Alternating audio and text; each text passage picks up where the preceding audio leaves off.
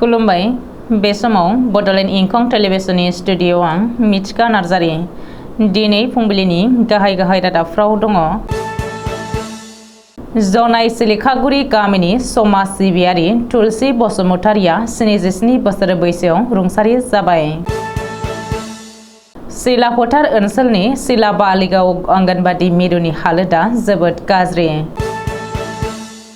UK एयारलाइन्सनि गंसे बिरखंआ बांद्राय गिलिर जानानै सा 19 पेसेन्जारखौ नागारनांदों। मुसलपुर प्रेस क्लाबनि GT 2 बोसोरारि जथुम्माया थुंगेबाय।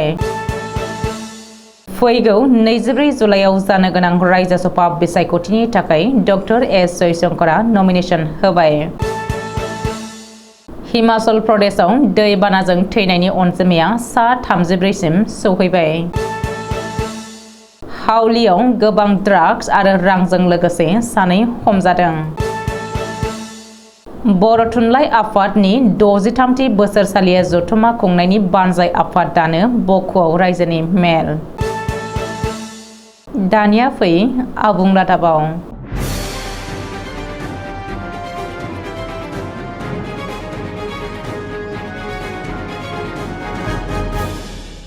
धेमाजि जिल्लानि जनाय सिलखागुरि गामिनि बयजोंबो सिनायजानाय आरो गोख्रों समाज सिबियारि तुलसी बसुमतारिया 77 बोसोर बैसोआव रबिबारखालि डिब्रुगड़ मेडिकेल कलेजाव रुंसारि जाबाय। तुलसी बसुमतारिनि रुंसारि जानायखौ बर' थुनलाइ आफाद, दुलाराय बर' फरायसा आफाद, खौसेथि बर' सुबुं आफाद, आइजो अनसाय आफादनि गासै माहारि आफादफोरा गोथौयै दुखु मोननाय फोरमायदों। मख'नो गोनांदि तुलसी बसुमतारिया थांनानै थानाय समाव गोबां खामानि मावबोदोंमोन। 1973 मायथाइयाव धेमाजि जिल्ला बर' थुनलाइ आफादनि मावफुं सोद्रोमा, इं 1979 मायथाइयाव जनायनि सिलखागुरि गामि गायसनगिरि, इं 1981 मायथाइयाव सिलखागुरि बड' गुदि फरायसालिखौ गायसनदोंमोन आरो फरायसालि सामलाय आफादनि आफादगिरि मासिखौ लानानै खामानि मावलांदोंमोन। इं 1982 निफ्राय 1983 मायथाइसिम PTCA राजखान्थि दोलोआव थाफानानै समाजनि गोख्रों हाबा मावो। इं 1990-1995 मायथाइसिम मामि पन्चायतनि आफादगिरि, ITDP TD बर्डनि सोद्रोमा आरो BLT बडलेण्ड सोमावसारनाय समाव बाहागो लानानै पुलिसजों हमजानो गोनां जादोंमोन। बेनि अनगायैबो गुबुन गुबुन समाजारि हाबाफोराव गोख्रों बिबान लाबोबाय थानाय सासे गोख्रों समाज सिबियारि सुबुंमोन।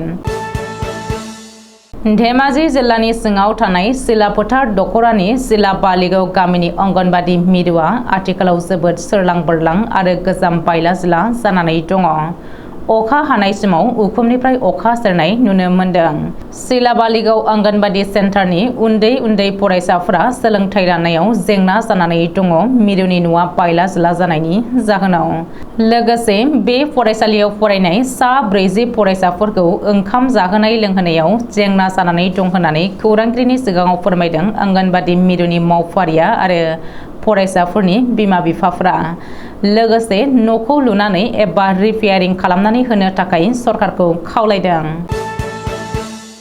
इंलेन्डनि लान्जारटनिफ्राय लिभारपुलसिम थांनाय UK एयारलाइन्सनि गंसे हान्थियारि बिरखंआ बांद्राय अजन एबा गिलिर जानायनि जाहोनाव गासै सा 19 हान्थिगिरि एबा पेसेन्जारखौ बोख्लायनांदों। सुलुङाव फोरमायथिनाय बायदिब्ला बोथोर गाज्रिनि थाखाय UK एयारलाइन्सनि पाइलटआ बिरखंखौ टेक अफ एबा बिरखांहोनो नाजासेयावबो गोजौआव बिरखांहोनो हायाखैमोन। जाहोनाव पाइलटआ गासै सा 20 पेसेन्जारखौ ओंखारनो खावलायदोंमोन। नाथाय सा 19 पेसेन्जाराल' रैखाथि बिथिंखौ नोजोर होनानै ओंखारनो राजि जायो। अदेबानि बै सा 19 पेसेन्जारखौ गुबुन गंसे फिसा बिरखंजों लान्जारटनिफ्राय लिभारपुलसिम दोनहैनाय जादों होननानै मिथिहोदों। बाक्सा जिल्लानि सदर मुसलपुराव 10 जुलाइ समबारखालि मुसलपुर प्रेस क्लाबनि GT 2 बोसोरारि जथुम्माया मोजाङैनो मोजां थुंगेबाय। GT 2 बोसोरारि जथुम्मानि नैथि साननि हाबाफारि बायदियै फुंनि 10 रिंगायाव मान बावनाय हाबाफारि, 11 रिंगानिफ्राय जथुमनि गेवलां मेला जागायो। कार्तिक दासनि आफाद दैदेननाय बे गेवलां मेलखौ बेखेवनानै होयो असमिया खबर खौरांलाइनि मासिगिरि बिश्वजित दासआ। लोगोसे बे गेवलां मेलाव थांखिजानाय बुंथिगिरि आलासि महरै बाहागो लायो गागि खौरांगिरि अनुपम चक्रवर्तीया। जर'खा आलासि महरै बाहागो लायो आसामनि केबिनेट मन्त्रि इउजि ब्रह्मआ। बे गेवलां मेलाव केबिनेट मन्त्रि इउजि ब्रह्मआ बाहागो लानानै खौरांगिरिनि सिगाङाव आथिखालनि खौरां बिजोंखौ थांखिनानै खौरां बिजोङाव गावबागाव गायसननानै खौरां फोसावनाय बिथिङाव सिमा गैयै थासारिया जानो नागिरनायखौ नुनो मोन्दों होननानै बुंथियो। बिथाङा लोगोसे खायसे खौराङा समाजाव मोनसे मोजांनिख्रुइ गाज्रि गोहोमखौसो बांसिन गोग्लैनायखौ नुनो मोनो होननानै फोरमायो आरो बेखौ नोजोर होनानै खौरां बिजों एबा खौरां बिजोंजों खामानि मावग्रा सुबुंफ्रा पजिटिभ नोजोरजों खामानि मावनो खावलायनायखौबो नुनो मोनो। बे गेवलां मेलाव गोबां मेलेमजिबि सुबुंफोरखौबो आलासि महरै बाहागो लानायखौ नुनो मोन्दों। बायजोआरि बिथिंनि बिबानाव थानाय राफोद केबिनेट मन्त्रि डक्टर एस जयशंकरआ 10 जुलाइ 2023 समबारखालि रायजोसभा सोद्रोमानि थाखाय गुजरातनि गांधी नगराव नमिनेशन होबावबाय। फैगौ 24 जुलाइ खालि गुजरात, गवा आरो सोनाब बंग बे मोनथाम रायजोआव गासै 10 रायजोसभा सोद्रोमाफोरनि थाखाय भारतनि चिफ इलेक्शन कमिशनारआ बिसायख'थि खुंनो फोसावखादों। आथिखालाव मोनथाम रायजोनि रायजोसभा सोद्रोमाफोरनि लांदां जानो गोनां मासिया फारियै बिनय तेंदुलकर, दिनेश चंद्र जामाल फाई, Jugal Singh Mathur, doctor S Jaishankar, Derek O'Brien, Dola Sen, Pradeep Bhattacharya, Sushmita देव, संतोष छेत्री आरो सुकेंदु शेखर राय। नोजोर होनो गोनांदि डक्टर एस जयशंकरआ बे खेबावबो गुजरात रायजोनिफ्राय रायजोसभानि सोद्रोमा महरै मोनफिननाया रोखा। बेनि अनगायैबो बीजेपी दोलोआ सोनाब बंगआव बलीवुड स्टार मिथुन चक्रवर्ती आरो मुंदांखा बारग' क्रिकेटार सौरभ गांगुलीमोनखौ रायजोसभानि सोद्रोमा महरै फसंनो थिरांथा लाखाबाय होननानै मिथिहोदों।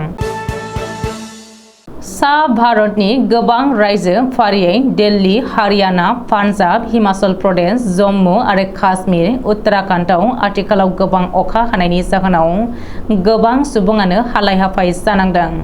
बेनिनो पान्जाब आरो हिमाचल प्रदेशआव बांसिन गिख्रंथाव महर लादों। हिमाचल प्रदेशआव गोबां जुब-जुब अखा हानायनि जाहोनाव रायजो-राजाया हालाय-हाफाय जानांदों आरो दासिमाव गासै सा 34 सुबुङा थैनांबाय। सिमला, मान्डी, मनाली, कुल्लू, किन्नार, साम्बा आरो गुबुन गुबुन जायगायाव हाजो गिसिखानानै थांनाय फैनायनि लामाफोरा गोथे जाबाय। मोनसे जायगानिफ्राय गुबुन दाबसे जायगायाव थांनांगौब्ला राहा गोथे जाबाय। हिमाचल प्रदेशनि गासै मोन 1300 लामाया बन्द जानानै दङ। गिबि मन्त्रि सुकेंदु सिंह सुकुआ बयखौबो बायजोआव दा ओंखार होननानै खावलायदों। एनडीआरएफनि गासै मोन 6 हानजाया हिमाचल प्रदेशआव डिप्लयमेन्ट जाबाय होननानै मिथिहोदों। फैगौ 13 जुलाइसिम पान्जाब आरो हिमाचल प्रदेशआव फरायसालिफोरा बन्द थागोन होननानै मोन्नैबो रायजोआ फोसावदों। जायखिजाया हेफाजाबनि थाखाय हिमाचल प्रदेश सरकारा 1100 1070 1077 हेल्प नाम्बार फोसावदों। जायफ्रा खैफोदाव गोग्लैदों बिसोरो बै होखानाय हेल्प नाम्बाराव कल खालामनो हागोन। बरपेटा जिल्लानि हावलियाव गोबां ड्राग्स आरो रांजों लोगोसे सानै ड्राग्स फालांगिरिखौ हमनो हादों बरपेटा पुलिसआ। बरपेटा पुलिसनि एडिशनेल एसपी डक्टर प्रदीप कुमार सयकेया फोरमायथिनाय बायदिब्ला सानै ड्राग्स फालांगिरि फारियै आलबाज आली आरो रमेश चंद्र बिश्वासमोनखौ पुलिसआ हावलिनिफ्राय हमनो हादों। लोगोसे बिसोरनिफ्राय 939.88 ग्राम ब्राउन सुगारबो जब्द खालामनो हादों आरो नोगोद 2,86,700 रांबो मोननो हादों। 9 जुलाइ रबिबार सानखालि फुंनि 11 रिंगासो समाव कामरुप जिल्लानि बखुआव खुंनो गोनां बर' थुनलाइ आफादनि 63थि बोसोरारि जथुम्मानि बानजाय आफाद दानो थाखाय कामरुप जिल्ला बर' थुनलाइ आफादनि हांख्रायनायाव बक' जवाहरलाल नेहरू फरायसालिमायाव जिल्ला बर' थुनलाइ आफादनि आफादगिरि मस्रि प्रफुल्ल कुमार बर'नि आफादगिरि मासि सामलायनायाव मोनसे रायजोआरि जथुम जानानै थाङो। बे जथुमाव मिरु बर' थुनलाइ आफादनिफ्राय आलासि महरै बाहागो लादों मिरु बर' थुनलाइ आफादनि गाहाय नेहाथारि नीलकान्त गयारी, नेहाथारि बिनय कुमार नार्जारी, नेहाथारि डक्टर प्रणब ज्योति नार्जारी, मिरु मावफुं सोद्रोमा राजेन्द्र बसुमतारी। बे जथुमाव गाहाय आलासि महरै बाहागो लानानै बर' थुनलाइ आफादनि गाहाय नेहाथारि नीलकान्त गयारीया जथुमनि सोमोन्दै रायजोफोरनि सिगाङाव गुवारै बिबुंथि लाखियो आरो बे जथुम्माया जारिमिनारि गोसोखांथि महरै जाफुंसारगोन होननानै बुङो।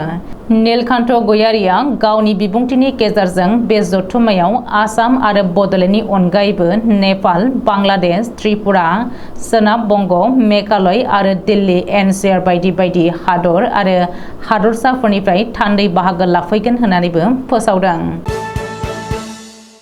दिनै फुंबिलिनि रादाबा एसेनोसै। गोजोन्थों।